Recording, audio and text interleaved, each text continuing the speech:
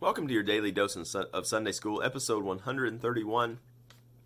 This is Ask Anything Wednesday. How do we coexist with fellow Christians despite opposite political views? So there's a common misconception among Christians in America that you're being disingenuous if you don't find a church where everyone agrees with you. I think it comes from a misunderstanding of the work of the Spirit. Like if you've got an opinion, that must be the Spirit's work in your life. What the Spirit does, though, is the Spirit binds together unlikely people who are natural enemies. So that's why the Bible talks about the unity of the Spirit. Ephesians 2:14 and 15, this is what the gospel does. For he himself is our peace, who has made us both one. This is talking about Jews and Gentiles, have been brought into one body in Christ, and has broken down in his flesh the dividing wall of hostility. So that's in Christ's flesh, we are made one, by abolishing the law of commandments and ordinances, that he might create in himself one new man in place of the two, so making peace. So that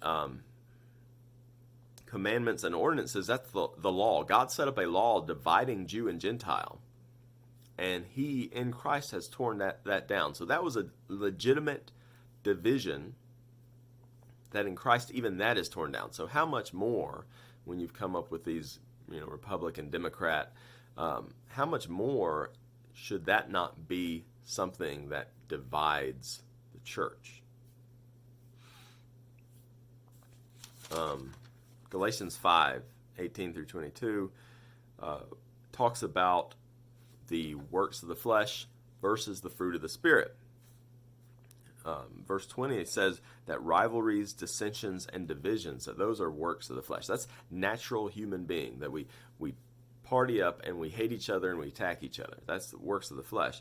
Works of the Spirit, though, these are things that most of these things you demonstrate towards other creatures, other humans. Love, joy, peace, patience, kindness, goodness, faithfulness, gentleness, self-control. So the Spirit's work in our life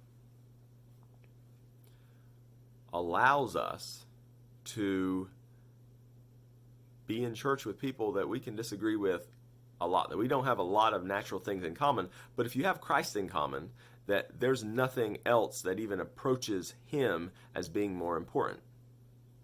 Now that we kind of live in a strange situation in America where we have so much choice in church that we think we need to find the best fit. But no, that actually prevents us and people around us from having to rely on the Spirit, to having to focus on Christ and what's important in order to be able to love us and for us to be able to love them. So again, the commandment is not to coexist. The commandment is love. So, if Jesus Christ loved them, are you going to love them like Christ? Romans 15:7. Therefore, welcome one another as Christ has welcomed you for the glory of God. It glorifies God when you love somebody who's a lot different. So, our goal shouldn't be to coexist. Our goal should be to have that focus on Christ that allows us to love people that we feel like we just don't see eye to eye on anything. Well, they love Jesus. You love Jesus. So creates possibility here. Now I know that not everyone who says they love Jesus. And you're probably wondering, okay, what about abortion? I mean, that's such an important topic, and I agree. Okay? Obviously, I agree. If you know me. But a few things. Let me bring up a few points that helps me to think through some of this politics stuff. Democracy puts us, we don't live in a democracy, but close enough. Democracy puts us in this illusion where we think we have to have an opinion on everything. everything that happens, everything that pops up in the news, people think that their opinion makes a difference. And ultimately it doesn't. Most of it, you're not going to get to affect. Which has really convicted me lately that I need to be praying more. Stuff happens where you need to contact. It's good to contact your congressman, contact your mayor, state your opinion on things. That's good. But you don't have to have an opinion on everything. There's some stuff that is far away from you, it doesn't affect you, and so we get worked up needlessly, and then we forget to take it to Christ, right? If you hear about some awful thing happening in the world or far away in America, it's good time to pray, because you're probably not going to have an effect there. But Jesus is on his throne, and he is ruling. So take it to him, because you probably don't have all the facts, right? We see these things about what's going on all around, someplace around the world, and you hope that, is that war legitimate, or are they just telling us what they think we need to hear to support this war? That's why it's important to take it to Jesus, because he actually knows the facts, and he'll do what's right. So with that said, I think local politics is way more important than national. I think when we think locally, it's a lot more likely that we would be able to vote for someone across party lines. Be like, well, this is, you're not going to have a pro-life Democrat president without some miracle. And it might happen. Jesus surprises us all the time. But you do have that quite often on a local level. So I think we need to act locally more than we do. And we've seen the importance of that, especially with COVID and everything. And very, very important to have a sheriff who understands the Constitution. Because when the governor, if you have a governor who's a wannabe dictator, another important, consideration, governor is important. All these levels down that are, lower down than the president are important. A lot of governors want to be dictators, and we want to not vote for such people if we can help it, if we can see it coming.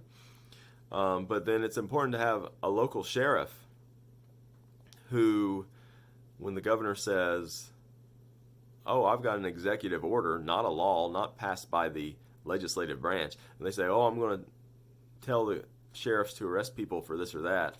It's important to have a local sheriff who says, no, I'm not going to do that. That's evil. That's unlawful. And so local politics is way more important than we think it is. Here's another one that has greatly affected my thinking from somebody who challenged me. This man that challenged me in college. We were talking about politics and Republican Democrat stuff, and he was like, do you really think that, it was George W. Bush at that time, that he's going to do anything about abortion?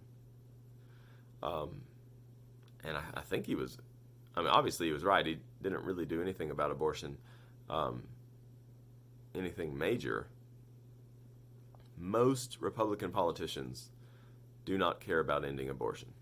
Some do. There's some true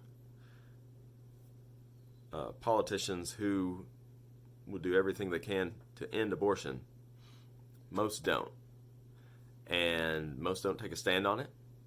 And when they get a chance to defund Planned Parenthood, most would rather just get some deal passed for their state that makes them look good at re-election time rather than stand their ground. So most politicians play politics. They don't care about unborn babies. So that's another thing that, there are people who vote Democrat that don't like abortion. Now, I have a hard time. There are people who are misled, and it's good to be able to have discussions with them to help clarify their thinking. But there are people who make a reasonable calculation. For instance, at the last election, the last national election for president, I If it had been Bernie Sanders versus Donald Trump, my plan was to vote for Bernie Sanders. Why? I had no reason to believe that Donald Trump was actually pro-life. Now it looks like he actually may be. He's, strangely enough, probably done more for pro-life than any Republican president that I know of.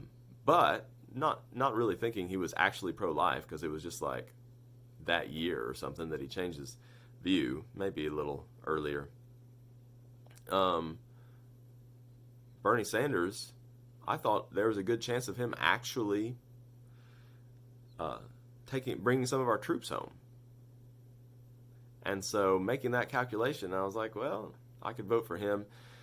And then, as people have pointed out, kind of the best situation, as far as if you're worried about the amount of spending that our government does, really the ideal situation is a Democrat in the White House and Republicans in Congress, because they will like fight over spending. They won't get a lot done. The Republicans will make a big deal about spending too much. But when there's Republicans in Congress and Republicans in the White House, they just spend. Same as with the Democrats. Maybe not as bad, but people make calculations that you might not see, but they're not dumb calculations, and it's okay to, well, like, why do you think it's okay to vote for this person? Aren't they pro-choice? It's okay to ask that and have those conversations. Ultimately, though, we need to rely on Jesus, because we don't see all the backroom dealings. We need to be a lot more like Christians in a place like Iran. Christians in Iran have no choice in their politics. They really don't. And they are forced to take it to Jesus in prayer. We have a choice, but often that choice is based upon deception. People are deceiving us one way or another.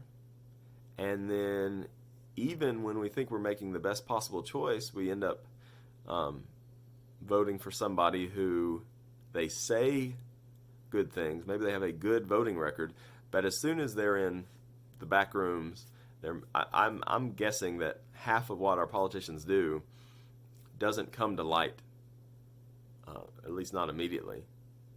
Everything comes to light eventually, but it's not. It's covered up. It's private dealings, and we really need godly people in there to be able to do what's right. But we really don't know these people like we think we do, and we don't know what they're doing behind closed doors. And so it's way more important that we're appealing to Jesus on his throne. So I'm not saying this to say don't vote. Voting's not important. No, it is important. You want to make the best choice you can, but understand that you're getting deceived. You're getting the wool pulled over your eyes very often. And there are people who are making calculations that are different than the calculations you're making, and that's okay. And it's okay to talk to them about it and ask, well, how do you think that's okay? I strongly push back against the mindset that Christians can only vote Republican, even though I voted Republican in almost every presidential election. I still push against that. Last election, I did not vote for Donald Trump, and I didn't really care who won, because I saw that both of these people have a shady enough past that who knows how it'll turn out. And so you make the best decision you make, but you still might be deceived. We need to, when we see things that concern us, instead of feeling like we have to state our opinion for the whole world to see, which I'm guilty of that, as guilty as anybody, for sure, we need to take it to Christ, because he actually sees all the details involved in our politics.